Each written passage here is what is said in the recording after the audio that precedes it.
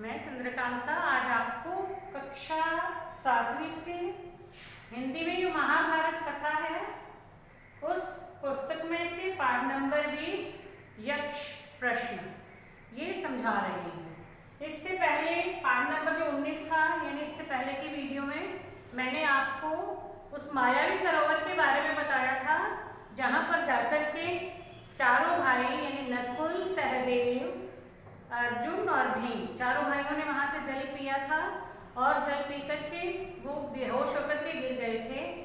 और सबसे बाद में जो युधिष्ठिर बड़े चिंतित हुए तो वो लास्ट में वो गए थे वहाँ पे क्योंकि उन्हें प्यास भी लगी थी और उन्होंने सोचा पता नहीं चारों भाई कहीं जंगल में भटक तो नहीं गए हैं। तो इसके बारे में जानने के लिए यानी उन्हें ढूंढने के लिए वो वहाँ से चले गए थे।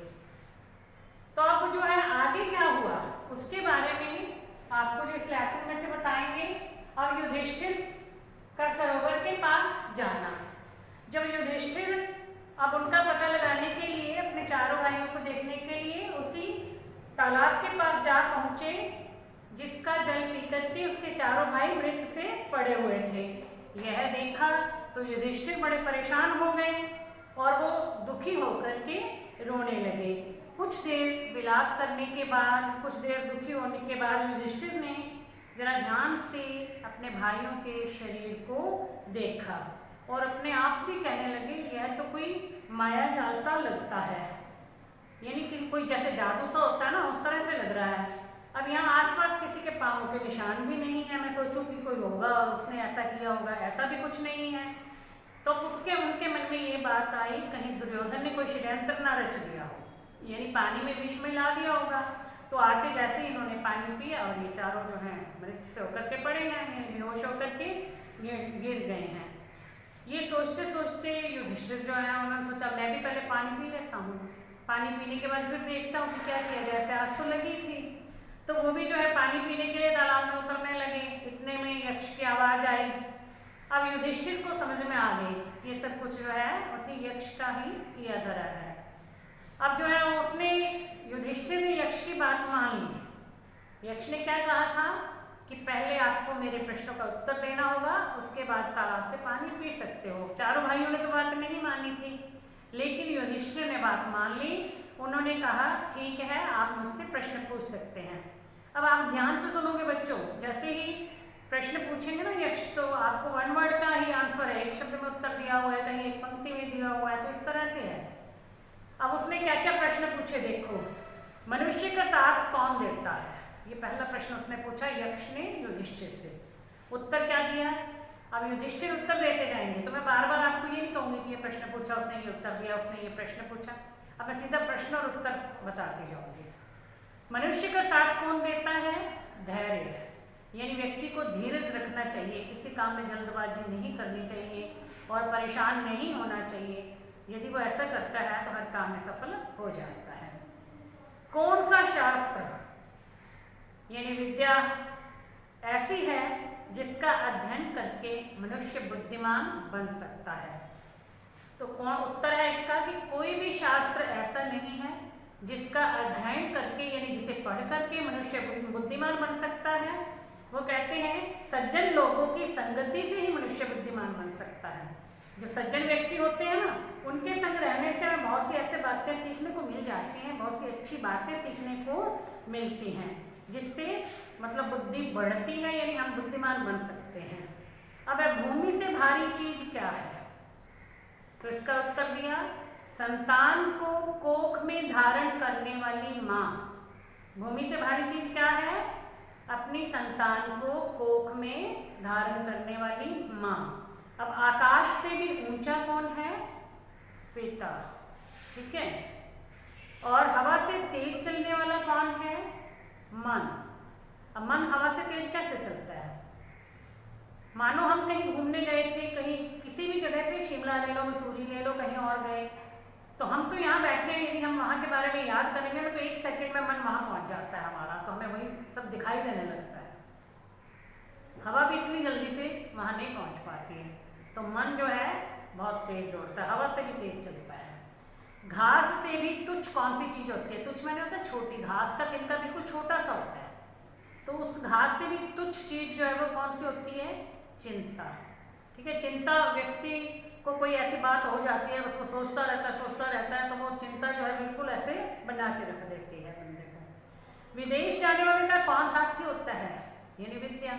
यदि व्यक्ति पढ़ा लिखा है, विदेश में चला गया है, तो कुछ ना कुछ कर ही लेगा और अपने आप को संभाल ही लेगा। घर में रहने वाले का कौन साथी होता है? पत्नी। मरणासन वृद्ध का मित्र कौन होता है? यानी जब किसी बूढ़े व्यक्ति की मृत्यु होने वाली होती है तब उसका मित्र कौन होता है? दान। क्यों, आपने देखा होगा कई बार जो बड़े बुजुर्ग होते हैं, काफी बीमार हैं, चारपाई पे पड़े हुए हैं, तो घर के जो अन्य सदस्य हैं उनसे दान वगैरह करवाने लगते हैं, उनके हाथों से लगवा के चीजें गरीबों में बांटना शुरू कर देते हैं और इधर उधर देना शुरू कर देते हैं। तो मरणासन वृद्ध का मित्र कौन होता है? दान। क्योंकि मृत्यु के बाद अकेला जाना होता है व्यक्ति को, अकेले चलने वाले के साथ उसका दान जो है वो जाता है। बर्तनों में सबसे बड़ा कौन सा है माना गया है? भूमि को। इसमें जो है इस भूमि में सब कुछ समा जाता है। ठीक है, तो ये बड़ा बर्तन माना गया। सुख क्या है? अब सुख वह चीज है जो शील और सचरित्रता पर स्थित है। व्यक्ति कौन सुखी रहता है? जिसका स्वभाव बिल्कुल विनम्र है और जिसका चरित्र बहुत अच्छा है, वह व्यक्ति सुखी रहता है। किसके छूट जाने पर मनुष्य सर्वप्रिय बनता है? किसके छूट जाने पर? अहम भाव के। यानी यदि अपने मन से हम अहंकार को त्याग देते हैं तो सब लोग हमें प्यार करने लगते हैं। यदि हम घमंड की भावना रखेंगे, अहंकार की भावना अपने अंदर रखेंगे, तो लोग हमें पसंद नहीं करेंगे। तो किसके छूट जाने पर मनुष्य सर्वप्रिय बनता है? अहंकार के छूट जाने पर। किस चीज के खो जाने का दुख नहीं होता? क्रोध के। यानी क्रोध खो जाता है, गुस्सा हम छोड़ देते हैं तो हम दुखी नहीं होंगे कि हाय हमारी चीज ये खो गई है। किस चीज को गंवाकर मनुष्य धनी बनता है? लालच को। यदि लालच को भी छोड़ देते हैं तो हम बहुत धनवान हो जाते हैं। अब लालची व्यक्ति जो है वो कभी सुखी नहीं रह सकता। अब अंतिम प्रश्न जो पूछा यक्ष ने युधिष्ठिर से, संसार में सबसे बड़े आश्चर्य की बात क्या है? तो इसका उत्तर क्या दिया युधिष्ठिर ने कि हमारी आंखों के सामने रोज हजारों लोग मरते हैं, लेकिन यह देखकर भी जो व्यक्ति जीवित हैं वो कभी ये नहीं सोचते कि हमें भी एक दिन मरना है।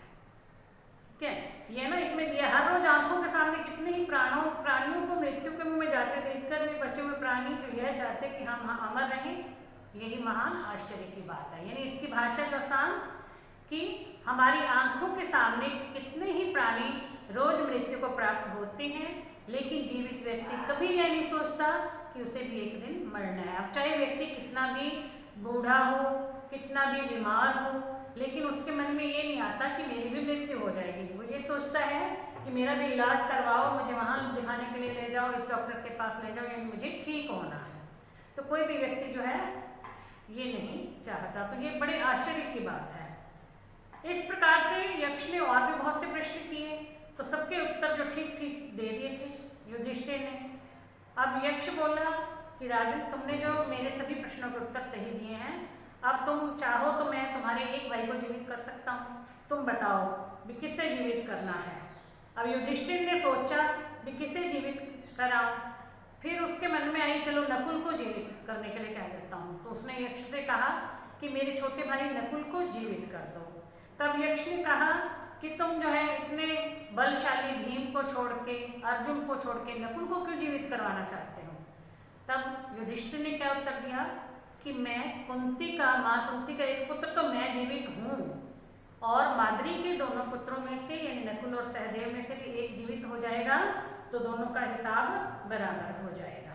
तो यक्ष जो है ये बात सुनकर के बड़ा खुश हो गया और उसने खुश होकर के युधिष्ठिर को अपने गले से लगा लिया। इस प्रकार से जो है फिर उन्होंने खुश होकर के उनके चारों भाइयों को जीवित कर दिया। वो चारों भाई उठ खड़े हुए।